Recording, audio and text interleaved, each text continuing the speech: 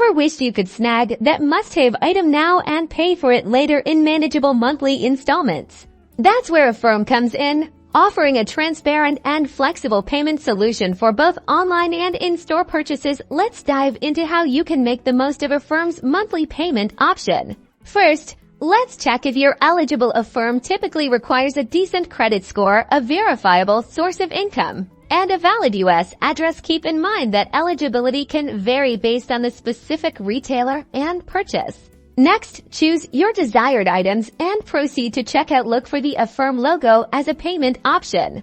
Select Affirm and you'll be prompted to fill out a brief application. This will usually include your name, address, date of birth, and the last 4 digits of your social security number. This is to verify your identity and determine your creditworthiness. Once approved, you'll see your loan options, including the monthly payment amount, the interest rate, and the loan term. Affirm prides itself on transparent terms with no hidden fees or surprises. Your repayment schedule will be clearly outlined in your Affirm account. You can set up automatic payments or make manual payments through the Affirm website or mobile app.